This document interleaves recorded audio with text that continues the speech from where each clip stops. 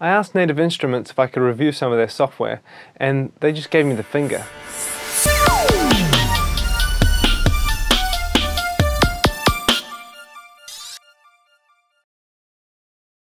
Hello and welcome to the DSP Project, your weekly fix of music production and technology. I'm of course your host Rupert Brown, and first of all I want to thank Vera Nova. You heard his entry, one of his entries into our competition to redesign the little intro sting at the beginning of the show there. I wanted to play that because I thought it was cool, and also to just show off how quick he was. I literally only just announced the competition and he was already uploading something, which was pretty cool. If you don't know about it, we are currently running a competition to redesign the little intro part there. We just want a short little sharp sound bite, and if you nearly dropped it, if you are the winner of that competition, you get one of these, a Novation Launchpad. So big thank you to the people at Novation who made this possible to give one of these guys away.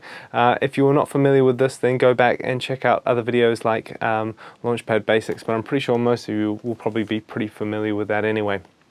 But anyway, this week we are talking about the Finger by Native Instruments. It is an effect designed for live performance. It was originally designed by a guy called Tim Exile, and if you haven't heard of him, I really think you should go and go to YouTube and see what he does. It's a really interesting performer, very clever guy, and I think it was originally developed for his live sets, and Native Instruments have kind of picked that up and put it into a proper package to sell. It works on top of the Reaktor, which you can get a free Reaktor player, and yeah, so let's take a look.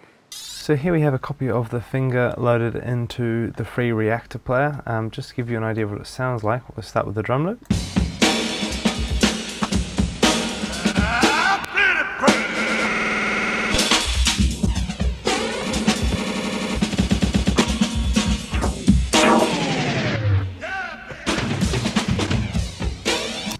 Okay, so this is definitely one of the more milder presets, and that's just playing one effect at a time. So let's see what happens when we start layering it up.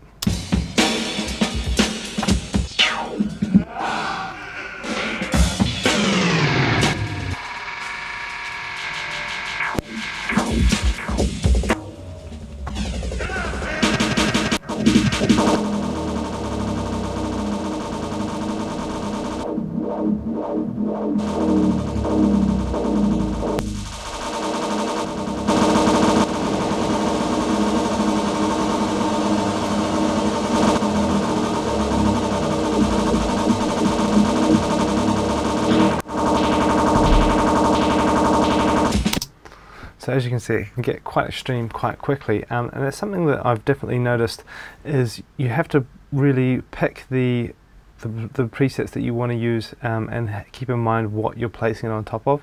In a situation like this where we're doing it on top of a drum loop, it's very quickly it will turn from a drum loop into just a straight texture. So it might not be desirable to have your entire rhythm section disappear just by pushing sort of two keys. That being said though, it is a lot of fun experimenting and pushing this thing out to its outer limits, because you can get some really crazy sounds. So let's quickly take a walk through the interface. Starting at the top, we've got a preset selection here. So each one of these presets represents a whole key's worth of different effects. So moving down, when I push I've got this mapped to a keyboard here. It's definitely designed to work with a MIDI controller with a modulation wheel. When I push a key, you'll see that all the dials are jumping around. So the last key that I push on my keyboard, that is the effect that's currently displayed on screen. So at the moment, let's say we've got a wavetable effect here. It's mapped to this F2 key. If we push down here, here's all the bass effects. We've got your standard filtering, high pass, low pass type business. We've got some distortions running through some more interesting ring modulators, comb filters, and then you've got some pitch shifting effects going through to some sort of stretchy, loopy type effects here at the end. So there's quite a few effects there, but that's just, as I say, the bass stuff. And once you start layering that all up on top of each other, it starts getting quite crazy. You can copy and paste effects to different key sets, and you've got, for every effect, you've got basically two parameter controls, which are these two knobs on the side here. You'll see as I push other buttons that the parameters that's available change. I think that's fine. I think it's actually quite good only having two parameters per effect. It just makes it nice and simple, especially for a performance tool. That's exactly what you want. So we've got you'll see it says mod wheel here for these two little guys at the top, and these basically control how much effect the mod wheel has on each of these two parameters. Now, what is a bit of a fail is I don't actually have a mod wheel here. I'm just using a little LPK25 keypad that doesn't have it. You probably can map this mod wheel parameter, the MIDI parameter, to something else, but it won't have the same behavior, in the sense that a mod wheel sits sort of in the middle of its range and then can be pushed plus 100% or minus 100%, and it sort of snaps back to the middle. And only really a mod wheel has that sort of motion. So that's the mod wheel here. We've got the controls for each the two parameters. Underneath that, you'll see on this green line we've got velocity, so we can set how much the velocity of the keyboard impacts each of these parameters. We've got a wet and dry control here, so again we can change the velocity. If we turn this up, if we hit it lightly, then you'll get mainly a dry signal, whereas if you hit the key firmly, then you'll get a completely wet affected signal. In the middle here we have the envelope section, so we have the amount of time that the envelope takes for the effect to happen. We can have it sync to the BPM of the track or not. These little guys here control how much the envelope affects each of these two parameters. Then we've got three modes for the envelope. We've got one which basically plays the envelope from start to finish once, and then when it gets to the end of the envelope, it will basically just sit there with doing whatever the filter does at the end of the envelope. We've got looping from start to finish, so it will go from start to finish, and then when it gets to the end of the envelope, it will start at the beginning of the envelope again. And then this last one here is like a ping pong loop, so it starts from the start, it works through the envelope to the end, and then when it gets to the end, it starts reversing and working backwards through the envelope. Now on the side we've got twisters here, which allow us to basically control, I think it's to control the effect with a knob. So you can select any of the notes on the keyboard here using these little knobs. It will apply the effect. The amount of time that it's applied for is dictated by this hold parameter here, and then you've got this velocity knob here, which sort of gives it the velocity for when it gets to that effect. Now I think this is designed if you just want to use it with knobs as opposed to not using it with the keyboard, but to be honest, it feels a very limited way of doing it. I'll just demonstrate.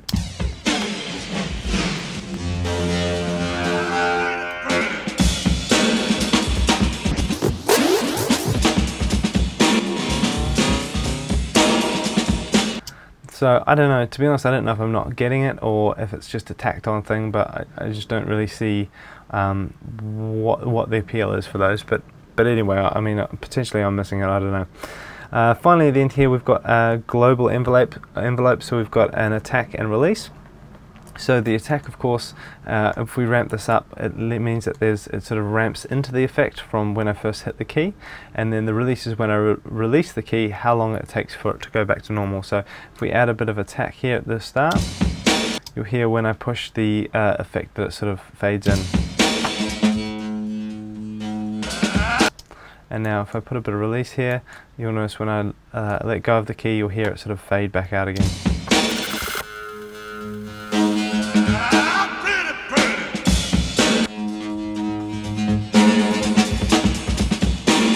You can hear that fading back in there. Down the bottom here, this shows us basically a little octave segments of the keyboard, and we can see where the effects are down below here. These little pads basically show you our keyboard keys. We've got our black and white keys, and what sort of gives you a reminder as to what effect is mapped to each key. So it's pretty straightforward, a nice clean interface, which is exactly what you want for a live performance thing. You don't want anything too confusing. So let's play with some audio samples now, see what this thing can do. So let's move on to a vocal. How far do you think you're gonna go with nobody? Wait for home. How show you the way. How far do you think you're gonna go?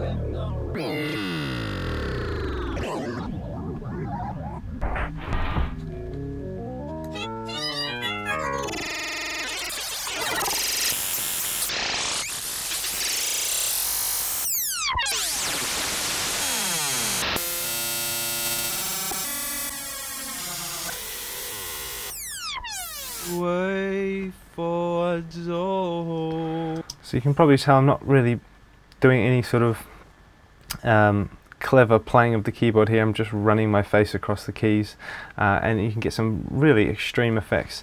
So let's move on to, I've got like just a really subby bass line here.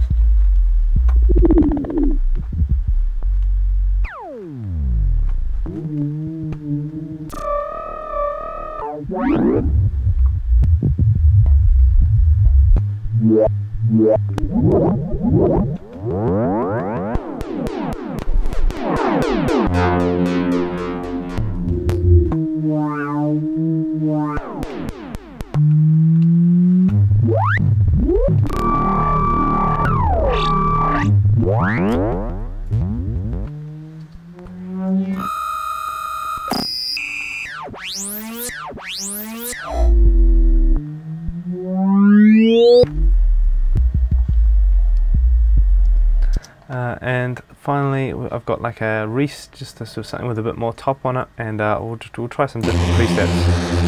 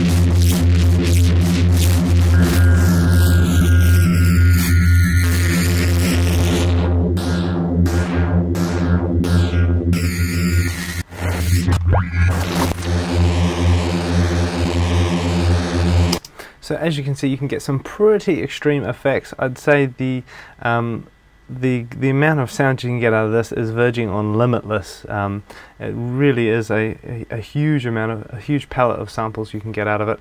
I think that it would also be just as useful in the studio. You could play something through it, just have an absolute spaz on it, record the whole lot, and then find all those little gems and sort of cut them out and paste them back in.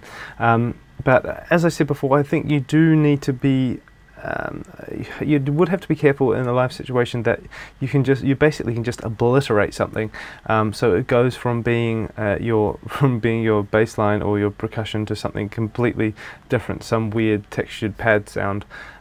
So you would really need to go through and program each of the sounds that you want to use. I mean, I guess it depends on your style. Maybe something that chaotic might fit in perfectly if you're only using it on certain channels inside of your mix, and you've still got maybe the percussion and the bass line separate to keep everything rolling along. So there you have it. As you can see, it is a lot of fun, a lot of fun to play with this thing. I think it would be great from a sound design point of view, because you can get some really extreme stuff, and when you start layering all these effects together, the stuff that comes out of it, you got almost infinite amount of effects, as I said. I do think that there is, for me, thinking about trying to use that in a live performance situation, I do have some reservations just about how extreme some of those effects are. Again, I guess it's about putting the work in beforehand to really either sort of plan what effects you're going to use and just what little parts of the audio you're going to put it on top of. But then again, that's just my style. So depending on your performance style, you might want something that extreme. Then this would definitely be the way to go. But yeah, for me, even though it's a live performance thing, I think I'd almost get more use out of it as a sound design tool. But anyway, you've got a good taste for it. Hopefully there's lots of samples there. It is currently retails, I think, for about 79 euros, so it's pretty cheap.